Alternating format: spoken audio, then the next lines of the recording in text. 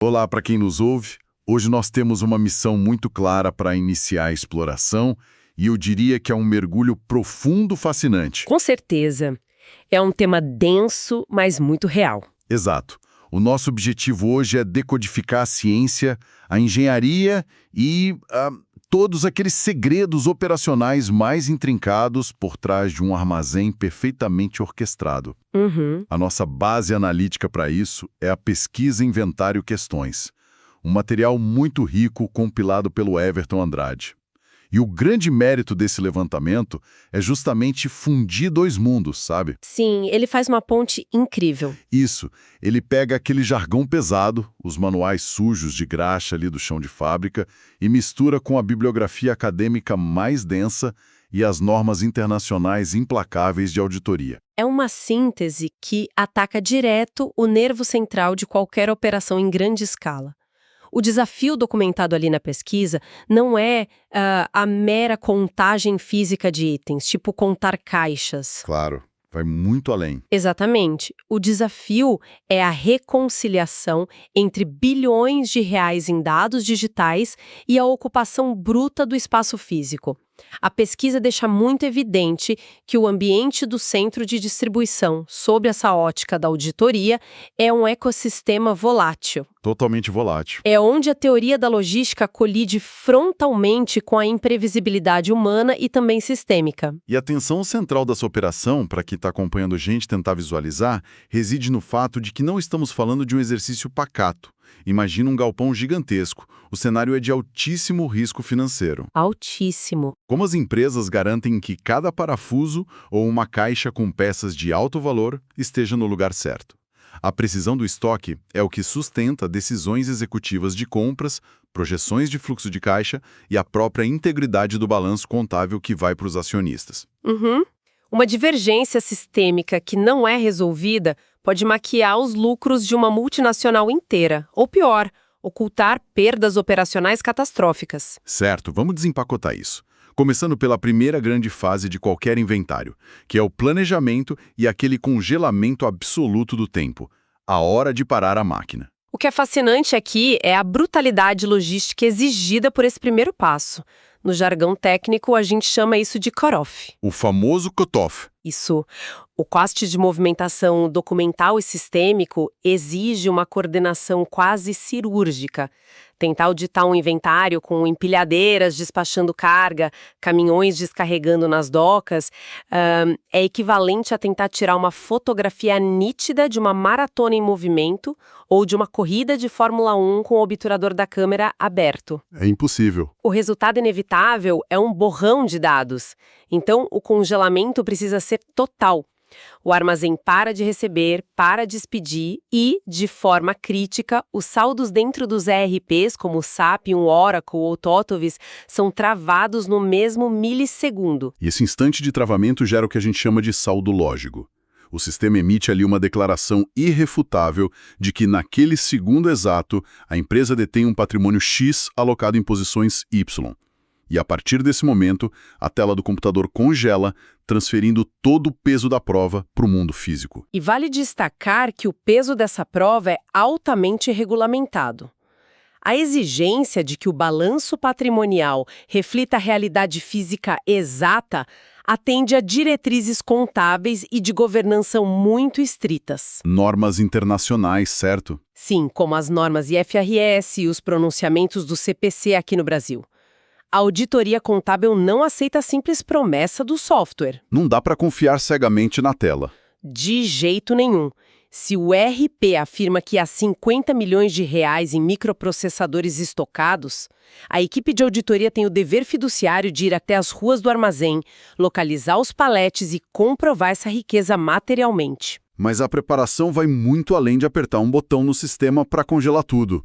A infraestrutura física precisa estar impecável antes mesmo que o primeiro auditor pise no corredor. Com certeza. A compilação do Andrade resgata princípios fundamentais de organização industrial.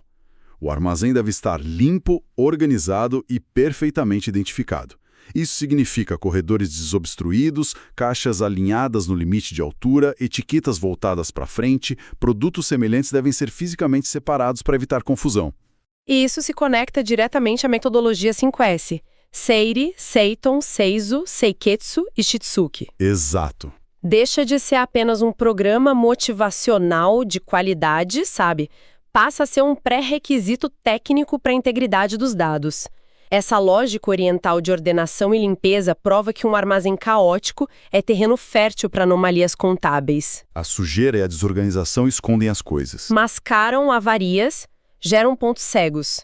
A premissa é absoluta na logística. Não existe acuracidade de software capaz de sobreviver à indisciplina no chão de fábrica.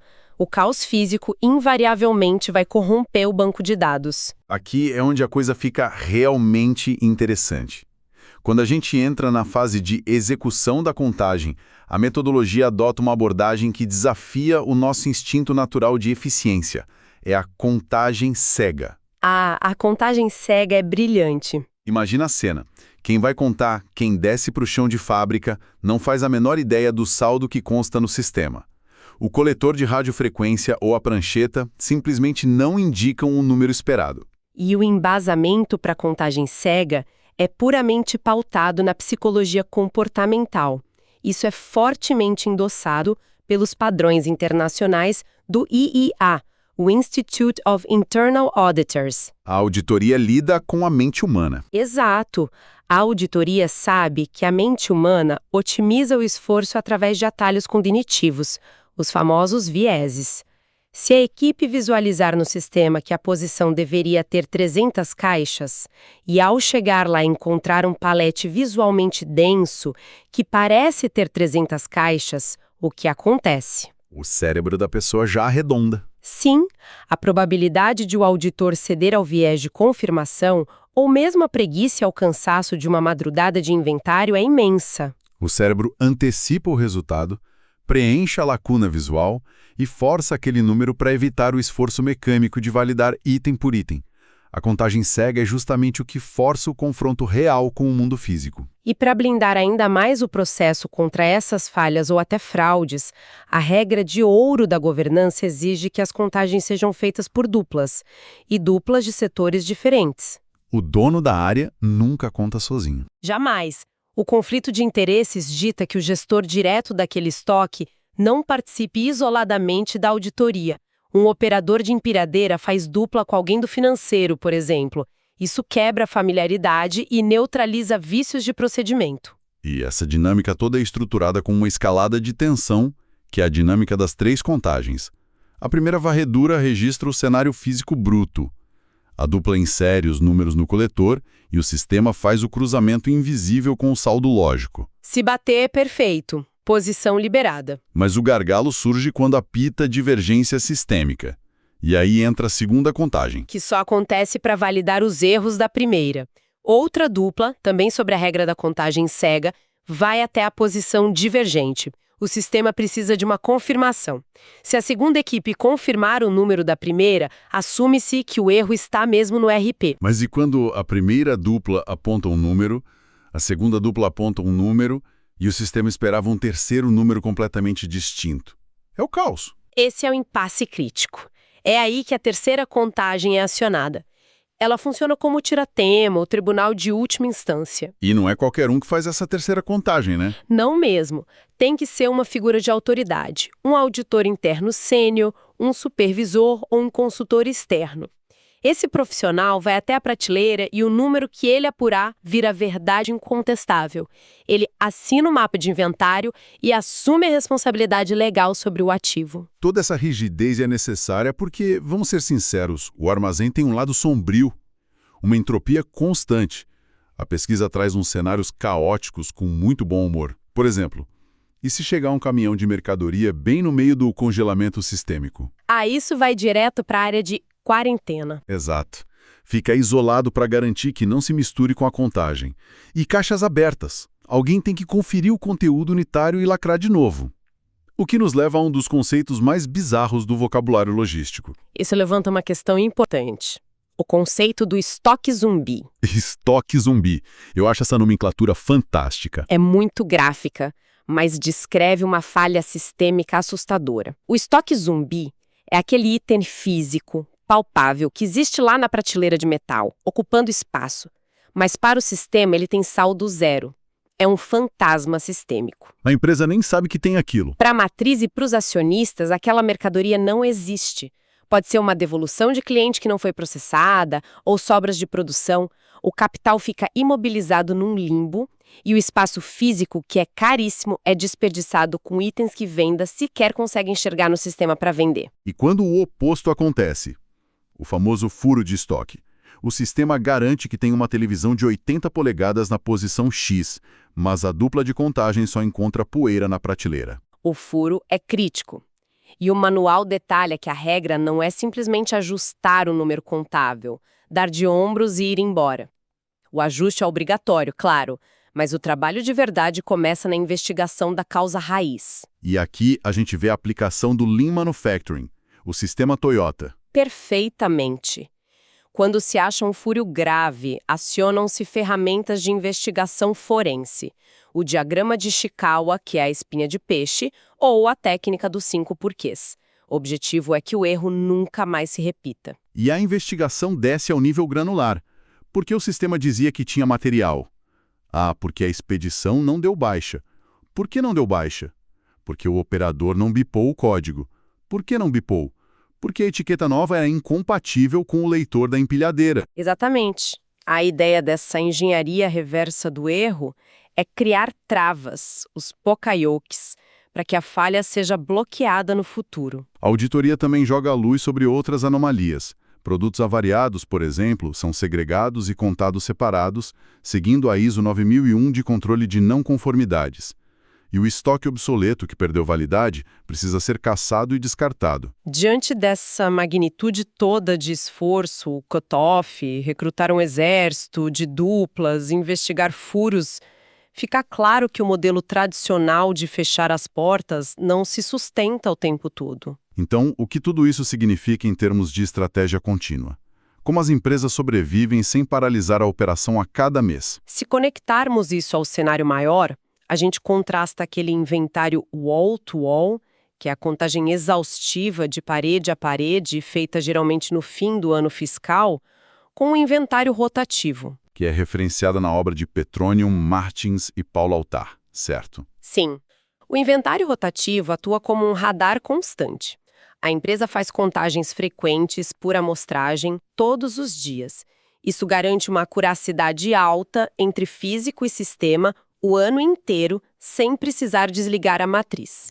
E para dar ritmo a isso, como eles escolhem o que contar todo dia? A matemática por trás é brilhante. O material cita Ronald Ballow e a famosa curva ABC. A regra é focar a atenção nos itens de classe A. Os mais caros. Isso, os de maior valor financeiro ou criticidade técnica. Eles representam pouco volume físico, mas concentram a maior parte do capital.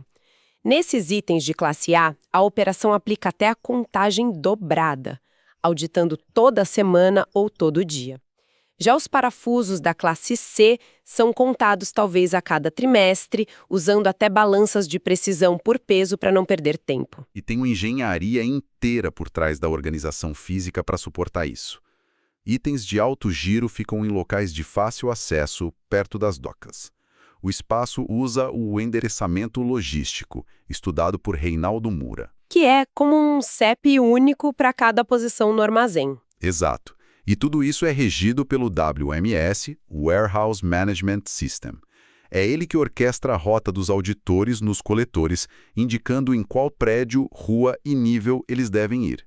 E para garantir a fluidez no chão, as equipes usam muito etiquetas visuais de inventariado. Sim, é uma simbiose do WMS super tecnológico com o pragmatismo analógico. O selo visual demarca o território já conquistado pelos auditores, garantindo que as empilhadeiras saibam o que já foi liberado do bloqueio. Resumindo, para quem nos ouve, a exploração de hoje nos deixa uma perspectiva muito clara. O inventário de um armazém não é uma mera tarefa burocrática chata. É uma fusão incrível de auditoria psicológica, tecnologia de ponta com ERPs e WMS, organização espacial cirúrgica e investigação forense de erros. O desfecho de tudo isso é a validação de uma métrica muito específica, a métrica ERIS. Focada na acuracidade por item segundo o Marco Aurélio Viana. Exatamente. A métrica IRIS garante que o que achamos que temos é de fato o que temos. E o último passo desse fluxo logístico é sempre gerar um relatório de melhorias para que o ciclo do ano seguinte seja ainda mais perfeito. Saber de todos esses bastidores, dessa eficiência invisível, muda completamente a forma como olhamos para a logística de tudo que consumimos, desde a entrega expressa até o produto na prateleira do mercado. Sem dúvida. A logística opera no limite da exatidão matemática. Mas eu queria deixar uma última pulga atrás da orelha para nossa audiência. Gosto de provocações. Qual seria? O texto menciona o estoque de segurança, aquela reserva física mantida contra as incertezas de demanda, mas em um mundo onde os comportamentos de consumo e os eventos globais mudam da noite para o dia por histerias digitais ou geopolítica, fica a pergunta. Como calcular isso, né? Exato. Como calcular matematicamente o tamanho exato de um estoque de segurança sem acabar criando um gigantesco cemitério de estoque obsoleto? Até onde a matemática pode prever o comportamento humano que é tão instável? Um excelente paradoxo para encerrar a nossa imersão de hoje. A tensão entre o cálculo logístico exato e a irracionalidade do consumo humano. Muito obrigado pela companhia em mais esta análise profunda sobre as engrenagens que movimentam o mercado. Continuem questionando o que está por trás de cada caixa entregue. Até a próxima exploração.